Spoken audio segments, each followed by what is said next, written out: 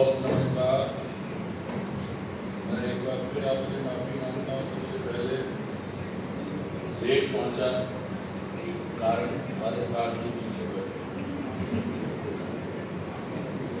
लेकिन मैं जानता हूँ जो लोग इंतज़ार कर रहे होते हैं उनके लिए वो कितने मुश्किल होते हैं। इंतज़ार करना 2-4 पल भी लगता है कि जैसे सदियों से यहाँ खड़े हुए।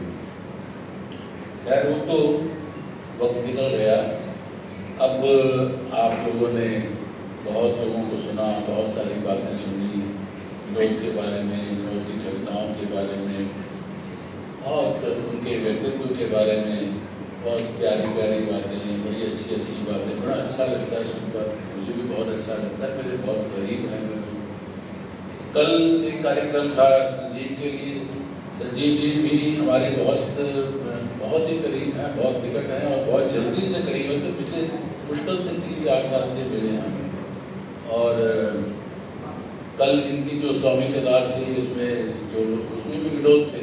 कल विनोद मौजूद थे वहाँ, रणविजय राव बैठे हैं यहाँ, वो भी मौजूद थे।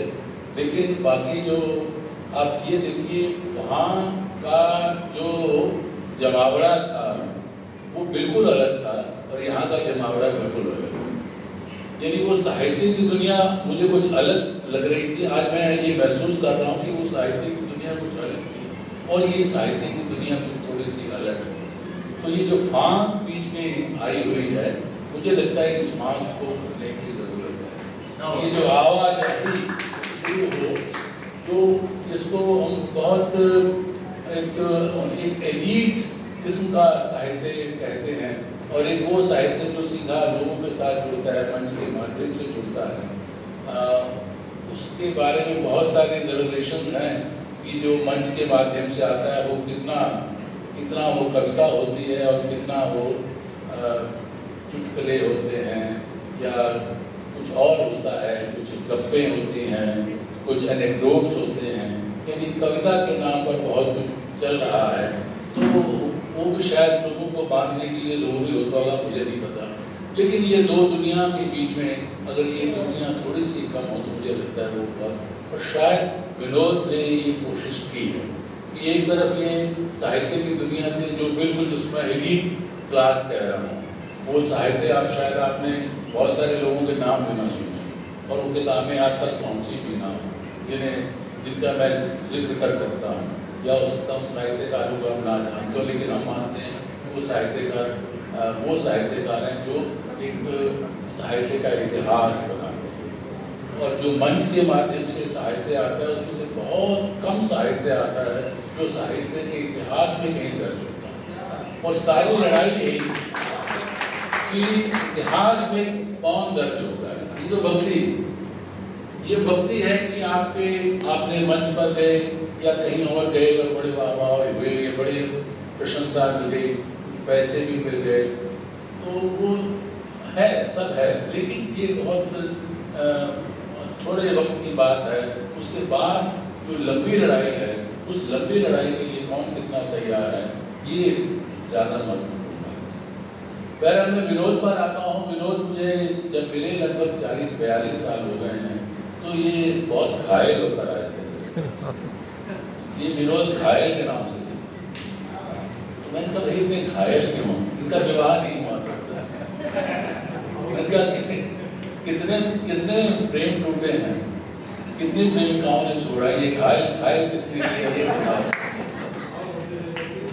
तो कहता ये तो मुझे पता नहीं, पर वो मैं ऐसा कुछ पढ़ता था तो मेरे मित्रों ने कहा कि तुम तो बिल्कुल वो घायल होते हो, तो मैं घायल हो गया। तो मेरा घायल नाम ही मशहूर हो गया। तो मैंने कहा भाई देखो, अब ये घायल, दीवाना, परवाना, ये सब नाम ये जा चुके हैं। अब ये जो रोमांटिसिज्म कविता में था, छायावाद के ज़माने का या उससे पहले भी महादेवी के ज़माने का, वो भी छायावादी थी। तो वो एक रोमांटिसिज्म अब नहीं रहा। उसके बाद आपके जो गीत भी आए, बिल्कुल एक निजी गीत आए बच्चन के माध्यम से, नीरज के माध्यम से, वो अलग तरह के गीत थे, उसमें एक सेंसुअसनेस थी। तो अब वो ज़माना भी लगभग गुजर रहा है, क्योंकि 40 साल पहले की बात है। और अब एक नया मुहावरा कविता बढ़ रही है और नया समाज, नए तरह के लोग आ रहे हैं, एक समाज में कॉम्प्लेक्सिटीज बहुत आ रही है। तो धीरे धीरे जो सोसाइटी है वो कॉम्प्लेक्स हो गई है, वो और कॉम्प्लेक्स हो गई, और उसमें जो व्यक्ति है वो भी कॉम्प्लेक्स हो गया। वो जैसा हमें दिखता है जरूरी नहीं कि वो वैसा हो। कि वो निदा फासली का जो शेर है वो बिल्कुल मौजूद है इस मामले में कि वो हर आदमी जिसको भी, हर आदमी में होते हैं 10-20 आदमी, जिसको भी देखना कई बार देखना। तो ये जो है क्या है, ये उसको कन्वे कर रहा है कहीं ना कहीं। तो मैंने कहा नहीं, अभी जो ये घायल वाला मामला है ना, पहले तो इसको छोड़ो, ये तुम्हें बदलना पड़ेगा। तो कहने लगे फिर क्या करूं? मतलब तुम्हारा नाम है क्या, पूरा वास्तविक नाम क्या है? कहने लगे विनोद शर्मा। अब उस जमाने में एक हमारे एक और दोस्त थे विनोद शर्मा, वो विनोद शर्मा भी कवि थे और वो कवि के रूप में काफी छपे और काफी चर्चित थे। मैंने कहा अगर अब तुम भी विनोद शर्मा के नाम से लिखोगे तो तुम्हारी पहचान नहीं है। वो सोचेंगे कि ये वही विनोद शर्मा है, ये वही, हर जगह तुम्हारी फोटो छपेगी नहीं, और जहाँ फोटो छप गई वहाँ तो पता चल जाएगा, नहीं तो पता नहीं चलेगा ये विनोद शर्मा है कौन। तो इसलिए कुछ और सोचना पड़ेगा। तो फिर मतलब अच्छा ये भी होता है ना कि वो जो जातियाँ होती हैं उसमें गोत्र भी होते हैं। तो मैंने कहा वो कुछ बताओ क्या है? कहने लगा पाराशर। मैंने कहा ये विनोद पाराशर।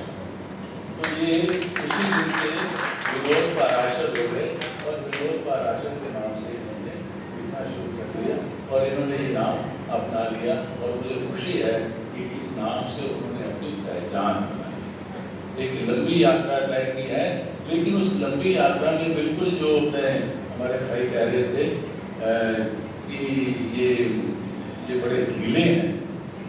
जब ये नया घर का दूसरा संस्करण मेरे पास लाए तो मुझे खुशी तो हुई, लेकिन उसके साथ साथ मुझे मन में ये भी आया कि मुझे ज्यादा खुशी तब होती जब नया संग्रह कोई नया संग्रह साथ आता तो मुझे ज्यादा खुशी होती। लेकिन ये पुराना है, चलिए एक दूसरा संस्करण में निकलना किसी कविता संग्रह का, एक तो गायब हो जाता है, तो पता ही नहीं चलता कौन सी किताब, कितनी किताबें छपती है रोज। संजीव जी जानते हैं रोज इनके यहाँ 2-4 किताबें आती रहती है, लेकिन कितनी किताबें सर्वाइव करती हैं वक्त के साथ। बहुत मुश्किल है सर्वाइव करना, लिटरेचर में सर्वाइव करना बहुत मुश्किल है। तो उसके लिए आप बार बार जब तक अपने को आप सर्च नहीं करेंगे, जब तक बार बार आप अपने को तोड़ेंगे नहीं, जब तक आप बार बार भाषा को बदलेंगे नहीं, जब तक आप नई नई राहों पर चलेंगे नहीं, तब तक पहचान नहीं। क्योंकि ये तो बहुत हो चुका, रोमांटिसिज्म भी बहुत हो चुका और जो अल्ट्रा रोमांस है वो भी बहुत हो चुका। वो फिल्मों में है, फिल्मों में जिस तरह से होता है, क्योंकि फिल्मों की कई बार तो बहुत अच्छे होते हैं वो अलग तरह के, लेकिन यहाँ मैं जब साहित्य की बात करता हूँ जिसमें अब नई जमीन क्या तोड़ोगे, तो तब विनोद ने अपने नए तरीके से कुछ सोचना शुरू किया। तब ये लाए थे, कुछ गजलें भी लाए थे, कुछ मुक्तक भी लाए थे। मैंने पहले सुने, आओ बैठो सुनाओ मुझे, तो मैंने सुने, इनकी कविताएं सुनी और चीज़ें सुनी। अब ये बिल्कुल शुरुआती इनका दौर था, इनको ये नहीं पता था कि गजल में काफिया क्या होता है, रदीफ क्या होता है। तो ये बड़ी प्रॉब्लम है। अब आप अगर आपको काफिया रदीफ का ही पता नहीं तो आप गजल कैसे, गजल तो कह नहीं सकते। गजल कहने के लिए तो आपको बहर की जानकारी, अगर बहर नहीं भी जानते तो कम से कम आप जो है एक वजन जो है उसका वो तो पहचान लीजिए, और उसका एक काफिया और रदीफ तो कम से कम जरूरी है, जो उसका अनुशासन है। तो खैर वो इन्होंने अपना करना शुरू किया धीरे धीरे, और मुझे खुशी है कि इन्होंने ग्रो किया। फिर इसका उनका दूसरा कविता संग्रह आया दोस्ती के नाम से, तो उसमें भी इसी तरह की कविताएं हैं। तो इनकी कविताएं जो हैं वो अगर आप देखें तो कई रूपों में, जैसे कुछ आपको सोशल रेफरेंसेस की कविताएं हैं, सामाजिक संदर्भों की कविताएं हैं, कुछ बिल्कुल प्रेम के साथ जुड़ी हुई, बिल्कुल वैयक्तिक स्तर पर जो जीते हुए व्यक्ति अनुभव करता है उस तरह की कविताएं हैं। कुछ कविताएं इनकी जो है व्यंग है, क्योंकि ये व्यंग की दुनिया में भी प्रवेश कर गए। अब अभी इन्होंने जो कविता सुनाई थी छोटी सी, तो वो व्यंग जो है, अभी हमारे एक कविता कह रही थी कि जो सपाट बयानी में कविता करना आसान काम नहीं। व्यंजना की बात तो बहुत होती है कविता में, व्यंग की बात बहुत, व्यंग मतलब व्यंजना के सेंस में, व्यंग्यार्थ जिसको हम कहते हैं। लेकिन अभिधा मूलक भी कविताएं होती हैं। तो मुझे लगता है कि जो विनोद है हमारे, ये अभिधा मूलक कवि, ये बात तो इनकी लगता है कि अभिधा में कह रहे हैं, लेकिन वो अभिधा होती नहीं है। उस अभिधा में भी अर्थ निहित होते हैं, अर्थ छिपे हुए होते हैं। अभी आपने नया घर की चर्चा की, बिल्कुल सही बात। वो नया घर ऐसे ही कविता है। वो नया घर क्या है? वो नया घर कोई ईंट गारे का घर नहीं है, वो तो एक एलिगरी है, एक रूपक है। एक रूपक के रूप में वो उसकी रचना कर रहे हैं। और वो रूपक अगर आप पूरे देश में फैला दीजिए तो वो रूपक कितना विशाल हो जाता है, कितना बड़ा हो जाता है। और तब आप नए घर के नए दरवाजे लाओ, नई खिड़कियाँ लाओ, नए ये चीज़ें लोग कहाँ से आएंगे?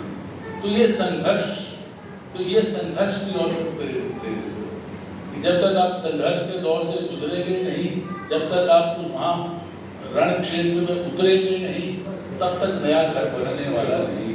कविता से नया घर नहीं बनेगा। कविता केवल चेतावनी देती है, केवल चेताती है पढ़ने वाले को कि नया घर बनना है तो आपको रण क्षेत्र में उतरना पड़ेगा। हाँ, आपको शब्दों से तो आप नया घर बनाते रहिए, लेकिन असली नया घर तब बनेगा जब आप रण क्षेत्र में उतरेंगे। यानी रण क्षेत्र का मतलब है या तो आप पॉलिटिक्स में आएंगे या आप सामाजिक परिवर्तन में, तब आप जो है कुछ नए घर की कल्पना कर सकते हैं। तब आप जयप्रकाश नारायण की कल्पना कर सकते हैं, तब आप जो है अन्ना हजारे की कल्पना कर सकते हैं। तो तब ये नए घर का निर्माण होना शुरू होता है। तो इस तरह की कविताएं जो है वो जिनके अर्थ धीरे धीरे आपके सामने खुलने लगते हैं, वे कविताएं महत्वपूर्ण हो जाती हैं। वे कविताएं समाज को कहीं ना कहीं सोचने के लिए विवश करती हैं। कुछ कविता आपको सोचने के लिए विवश ना करे, जो कविता आपके मन तक ना पहुंचे, जो कविता आपको कोई रसास्वादन भी जिससे ना हो, उस कविता का कविता कहाँ? तो कुछ तो कविता की भूमिका तो परिमार्जित करना है ना व्यक्ति को। जब तक वो व्यक्ति को अगर वो टिटिलेट करते हैं, अगर वो आपके जो इंद्रियां हैं या मान लीजिए जो आपकी जो सुप्त जो आपकी वासनाएं हैं, अगर उनको वो टिटिलेशन तक अगर वो रह जाती है तो कोई कविता नहीं है। वो तो फिर आप व्यापार कर रहे हैं, कुछ शब्दों के साथ खेल रहे हैं, कुछ कर रहे हैं, आप कुछ पैसे वैसे कमाना चाहते हैं इस तरह से करके, लेकिन उससे बियॉन्ड जाना, तब कविता जो काम करती है वो महत्वपूर्ण होता है। और कविता परिमार्जित धीरे धीरे करती है। ये ऐसा नहीं होता कि आप अभी एक पे आपने शेर सुना और अभी आप हथियार लेके चल पड़ेंगे, अभी आप तलवार उठा लेंगे तो फिर अपना शुरू कर देंगे। धीरे धीरे आपको तैयार करती है सोच। इसके लिए आपको जब आप उतरते हैं तो आपको सोचना पड़ता है कि कैसे परिवर्तन अगर हो तो कैसे।